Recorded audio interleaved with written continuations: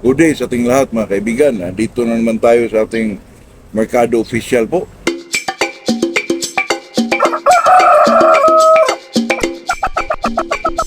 Bago tayo mag-umpisa sa ating pag-usapan ay shoutout muna tayo kay Milvin Inchuco, Arlinda Suyat, Spider Farm, Carlo Manawag, Kapol Northern Samar, Chundi Muniva, Cebu, Rumil Nabur, Saudi, Samuel Tagaraw, Banban Dimyaw, Banban Dimyaw Bohol. Yun, kababayan natin to. Raquel Mendoza po. Mga kaibigan ay ano po, itong pag-usapan natin mga kaibigan ay talagang ano lang po, napakasimple lang at saka kung tayo maglaban ay talagang ano natin ito, ma-meet natin itong mga sitwasyon na to bilang isang magmamanok ay yung tinatawag natin para iwas talo. Ito ang gawin mo sa taparan. At ano, una tingnan, taas ba o laki ng isang manok po? Nako, mga kaibigan. Ito kasing pumunta tayo sa bungad bilang magtapad tayo ng ating mga manok. Iba mga kaibigan, talagang dilikdikin kang ano talaga yung manok yan, idot-dot sa'yo na, ito, ano, kasahan mo to, gano'n. Pero sa advice ko dyan, kaibigan, ay talagang simple ka lang. Huwag kang maghamon po. Maghintay ka, kaibigan, para naman mas maganda ang daloy. Yung iba, sabihin yan, talagang litso na yan, ganon. Nakakaano yun, mga kaibigan, ano yun sa pandinig po, makainit sa ulo ng isang tao po. Yan ang ating iwasan na magsabi tayo ng mga masama po. Kakasasya, pero may sakit siyang naramdaman dito po kung ganun. Totoo yan mga kaibigan. Kaya itong sinasabi ko ay ano po, pag ikaw naman mga kaibigan, pag ikaw magtapad ng the best tip po ito, huwag mo munang dalhin yung manok mo doon sa taparan na kahit sino ang itapad mo. Una mong gawin mga kaibigan ay magsipat ka muna.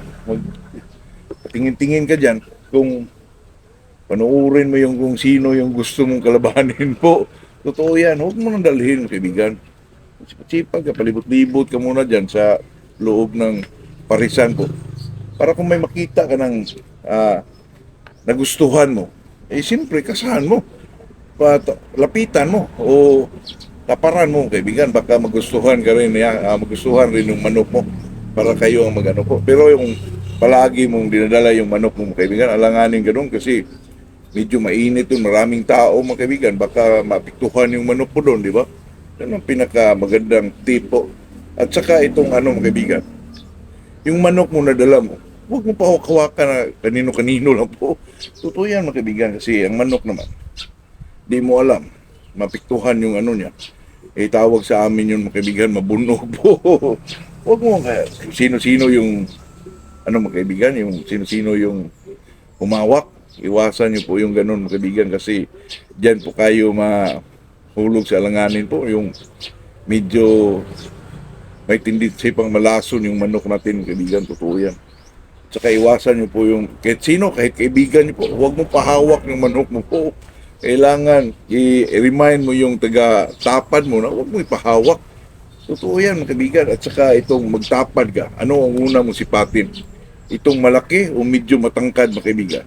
Napakasimple lang yan mga kaibigan. Makita mo naman yung sa likuran ng isang manok masyadong malapad po. Talagang itapad mo talaga para makita mo yung taas nila mga kaibigan. Siyempre, unahin mo yung taas at laki. Kasi alam nga naman, kapara mo yung medyo malaki, masyadong malaki po. O yan. At saka, mga kaibigan, itong katulad din itong ano mga kaibigan, itong magtapad ka, ipahinga mo rin yung manok mo po. Lalo na pag hinihingal mga kaibigan. Pag nakita mo hinihingal, i-relax mo dun sa lagyanan na medyo presko ang isang manok na hindi naman masyado mainit. Tsaka ipahinga mo ng mga 30 minutes. Tapos sipat ka naman ulit. Pag may nakita ka, kunin mo naman. Yung mga ganun. Pero ang napaka-importante pong tip mga kaibigan, huwag niyo pong ipahawak kahit kaibigan niyo po. Huwag mong ipahawak yung manok po mga kaibigan. Yun ang pinaka-importante po na huwag mong ipahawak yung manok mo po.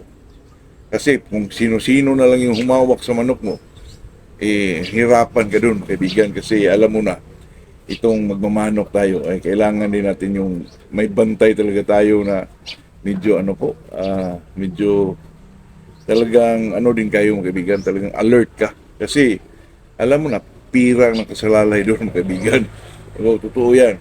Especially, ako, mas kampante ako may taga-tapad ako mga kaibigan kasi tayo naman ang magbantay dito sa likuran niya. So, makita natin yung, kasi pag ikaw ang manood lang mga kaibigan, makita mo yung laki at saka kung gaano kataas. Kung ikaw ang nanood, pero ikaw dun sa nagtapad talaga mga kaibigan, masyado malapit. Hindi mo masyado, depende na lang yung mga kaibigan kung medyo ano ka, talagang sanay na po. Pero pag ikaw may-ari mga kaibigan, talagang kuha ka ng tagatapad po. Para ikaw ang tumitingin-tingin sa likuran, ikaw ang magbantay, tapos makita mo yung laki at saka, kasi pag ikaw ang magtapad talaga mga kaibigan, pag sa katagalan mong magtapad dyan, parang sa tingin mo mga kaibigan ay puro na maliliit mo. Kaya kasahan mo na lang, totoo yan. Kaya kung ikaw ang may-ari, maghanap ka ng tagatapad po. At saka ikaw sa likuran, ikaw nang taga-sipat o kaibigan. Kung tama ba yung kinasahan niya o malaki man o maliit man, ikaw na yung medyo mag-correct doon kaibigan kung sa tingin mo medyo malaki. Kasi pag tayo ang manood ng kaibigan, talagang klaro-klaro natin yung maliit o malaki po. Kaya yun po, yun lang ay isang tip lang mga kaibigan. Pero napakagamit sa ating kung maglaban tayo, lalo na sa taparan mga kaibigan, ay tayo mga gilid-gilid lang. Wala tayo doon sa derby, dito na tayo sa ulutan po. Kaya yun ang pinaka-importante. Pero dito sa ulutan mga kaibigan, pag talagang marunong ka, talagang makano ka sa tapat po. Pero hindi naman ibig sabihin na talagang manalo ka. Pero pag may advantage ka mga kaibigan, iba rin yun. Kahit advantage ka ng 30%, mga kaibigan, malaking bagay na po yun.